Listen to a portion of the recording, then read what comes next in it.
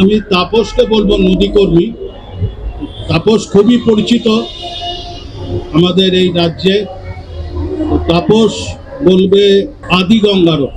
আজকের এই আদিগঙ্গা আর বাংলার বিপর্যয় পুস্তিকার যে প্রকাশ, সেই প্রকাশে যারা এসেছেন সকলকে আমরা আমাদের পক্ষ থেকে ধন্যবাদ, অভিনন্দন, কৃতজ্ঞতা জানাই। এটা ঠিক, পরিবেশের যে বিপদ সেই সম্পর্কে আমাদের শ্রদ্ধেয় স্যার সুজিতবাবু খুব বিস্তারিত এবং খুব প্রাঞ্জল ভাষায় আমাদের কাছে তুলে ধরলেন। সেই কথার বিস্তারে সেই যে তরঙ্গ, সেই তরঙ্গ আমরা সবসময় আশা করি আরো অনেক অনেক বেশি মানুষের কাছে সেই তরঙ্গ পৌঁছাক। কারণ বেশি সংখ্যক মানুষ যতক্ষণ না একসঙ্গে এই কথাগুলো ভাবতে পারছে ততক্ষণ পর্যন্ত এর বদল হওয়া খুবই কঠিন। আমি একেবারে নির্দিষ্ট করে এই বিস্তারিত যে আলোচনার একদম নির্দিষ্ট করে এবার যদি আমরা আসি, সেই আশাটা হচ্ছে বারবার পরিবেশের বিশেষজ্ঞরা বলছেন যে পরিবেশের যে সংকট, সেই সংকটের মোকাবিলায় আমাদের স্থানীয় কর্মসূচি কি হবে, আমাদের জীবনযাপন কি হবে, এই জায়গা পর্যন্ত আমাদের ভাবনাকে নিয়ে যেতে হবে। যেমনভাবে সরকার তার যে কর্মসূচিগুলো গ্রহণ করছে, তারা যেভাবে উন্নয়ন নামক একটি ধারণাকে সামনে রাখার চেষ্টা করছে, যা আসলে অসংখ্য জৈব বৈচিত্র্য মানুষ সহ তার মঙ্গল কামনা করতে পারছে না, সেইখানে আমাদের স্থানীয়ভাবে কর্মসূচির কথা ভাবতে হবে এবং তার মতন করে পরিকল্পনা গ্রহণ করতে হবে কিভাবে অনেক বেশি মানুষ, অনেক জৈব বৈচিত্র্য, সকলের মঙ্গল হয়। এই স্থানীয় কর্মসূচির জায়গায় আমরা যদি আদিগঙ্গার যে বিষয়টা আমরা কথা বলার চেষ্টা করছি, সেই সম্পর্কে একদম নির্দিষ্ট করে আমরা জানাই। আপনারা জানেন গঙ্গা অ্যাকশন প্ল্যান 1986 সালে গ্রহণ করা হয় এবং সেই গঙ্গা অ্যাকশন প্ল্যানের প্রথম ধাপ ছিল গঙ্গাকে পরিশুদ্ধ করতে হবে। তার যে গুণগত মান, তার যে ওয়াটার কোয়ালিটি, জলের যে গুণগত মান, সেই নিয়ে ব্যবস্থা গ্রহণ করতে হবে।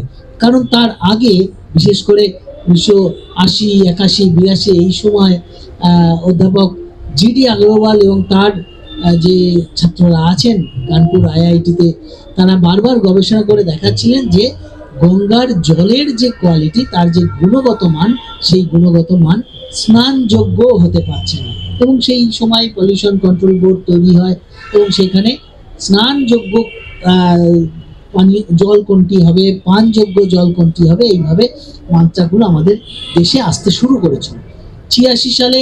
এবং তারপরেই 1986 সালে আপনারা জানেন পরিবেশের যে আইন, সেই আইন গ্রহণ করা হয়। আমি বলছি যে এগুলো ধারাবাহিকভাবে আমাদের দেশে পরিবেশের নিয়ম নীতি এইগুলো আসতে শুরু করে এবং সেখানে গঙ্গাকে পরিশুদ্ধ করতে হবে এই কথাটি উঠে আসে এবং গঙ্গা অ্যাকশন প্ল্যান তারপরে দ্বিতীয় ফেজ হয় এবং তারপরে গঙ্গার 2007-এ জাতীয় নদী হিসাবে গ্রহণ করা হয় এবং ক্লিন গঙ্গা, যেখানে প্রধানমন্ত্রী প্রধান এবং সমস্ত যে 5টি রাজ্যের মধ্যে থেকে গঙ্গা চলেছে তার মুখ্যমন্ত্রীরা সেই কমিটির সর্বোচ্চ স্তরে থাকে। এরপরে আবার 2014 সালে এই একই কাজকেই নতুন একটি নাম দেওয়া হয়, নমামি গঙ্গে, সেখান থেকে। এবং এই যে দ্বিতীয় পর্যায়ের পর থেকে যে কথাটা আসে তা হলো গঙ্গার জলটা শুধুমাত্র ভালো করলেই হবে না, কারণ গঙ্গার জল তৈরি হয় গঙ্গার যে অসংখ্য উপনদী আছে সেই উপনদীর থেকে, তার যে অসংখ্য ছোট ছোট ঝোড়া আছে সেই জায়গা থেকেই গঙ্গার জল আসলে তৈরি হয়। তাহলে তার উপনদীগুলোকে ভালো হতে হবে, তার সঙ্গে জুড়ে থাকা খাল, নালা, নালা শব্দটা মানে নর্দমা নয়, নালা মানে ছোট নদীও ব্যবহার হয় উত্তর ভারতে মূলত, তো সেইখানে তাকেও, সেই জলকেও পরিশুদ্ধ করতে হবে, এই কথাটা উঠে আসে। এই ধারাবাহিক চলার মধ্যে থেকে নির্দিষ্ট করা হয় ছোট ছোট নদীগুলোকেও পরিশুদ্ধ করতে হবে। তার মধ্যে সেই জায়গা থেকে এগোতে এগোতে আদিগঙ্গার ক্ষেত্রে একটি নির্দিষ্ট পরিকল্পনা গ্রহণ করে এনএমসিজি। আমাদের মনে হয়েছে অত্যন্ত অত্যন্ত নিবিড়ভাবে গবেষণা এবং তথ্য সংগ্রহের মধ্যে থেকে সেই পরিকল্পনা গ্রহণ করা হয়েছে। 11টি তার ধাপ আছে, 11 রকম প্রকল্পের তার নানান দিক আছে আর কি। প্রকল্পের তো ধারা উপধারা হয়, একটা কাজ হয়, যেমন ওখানে এসটিপি তৈরি করা আছে, সুয়ারেজ ট্রিটমেন্ট প্ল্যান তৈরি করার বিষয় আছে, যেরকম ভাবে ওখানে এই সুয়ারেজ ট্রিটমেন্ট প্ল্যান পর্যন্ত যে নর্দমাগুলো, যে ড্রেনগুলো সেগুলো যাবে সেই সব ব্যবস্থা আছে। এবং জলকে কিভাবে সরিয়ে দেওয়া যেতে পারে শহরের যে, কারণ আরবান ফ্লাড এই কথাটা একটা খুব নতুন শব্দ, আমরা অভ্যস্ত হয়ে উঠেছি ভীষণভাবে, বারবার আমাদের কাছে আরবান ফ্লাড আসছে, সারা বিশ্ব জুড়েই আসছে, আমাদের কলকাতা শহরও তার বাইরে না। সোজাসুজি বারবার একটু আগেও আলোচনায় স্যার বলেছেন যে কলকাতা একটি বন্যা প্রবণ, যে আমাদের পশ্চিমবঙ্গের 42% ভূখণ্ডই বন্যা প্রবণ, আর কলকাতা তার বাইরে না। কারণ কলকাতাটা তৈরি হয়েছে যেটা আসলে বিদ্যাধরী এবং হুগলি, আদিগঙ্গা এই নদীগুলোর একেবারে তার বুকের উপরেই। কাজেই এখানে জল দাঁড়িয়ে যাওয়াটা খুব স্বাভাবিক, তাই তাকে সরিয়ে দিতে হবে। সরিয়ে দেওয়ার জন্য ড্রেনেজ সিস্টেমটাকে তৈরি করতে হবে, যথার্থ নিবিড়ভাবে গবেষণা লব্ধ যে অভিজ্ঞতা সেই জায়গা থেকে। এবং এই আদিগঙ্গার ক্ষেত্রে যে এনএমসিজি প্রকল্পটি গ্রহণ করে, আমাদের কলকাতার 28টি ওয়ার্ড তার মধ্যে জুড়ে আছে। কিন্তু আদিগঙ্গাকে যদি বুঝতে হয় তাহলে এই 28টি ওয়ার্ডে এসে আটকে গেলে হবে না। এই 28টি ওয়ার্ড এবং সোনারপুর পৌরসভার 3টি ওয়ার্ড নিয়ে আটকে গেলে হবে না। কারণ দইঘাট থেকে এখন যেখানে আমরা চোখে অন্তত দেখি, যেটাকে টালি নালা হিসাবেও দেখা হয়, তার আগে তার একটা সময় নাম ছিল সারমান নালা, তার আগে গোবিন্দপুর খাড়িও এই জলধারাটার নামও ছিল। এই 15.5 কিলোমিটার এই গড়িয়া স্টেশন পর্যন্ত এই জায়গাটিকে যদি বলি, কিন্তু এই নদীটা আসলে 75 কিলোমিটার লম্বা। কিন্তু এখনো পর্যন্ত যতটুকু সারফেসে দেখা যায় সেইটুকু যদি ধরি, তাহলে এর 3টে ভাগ আছে।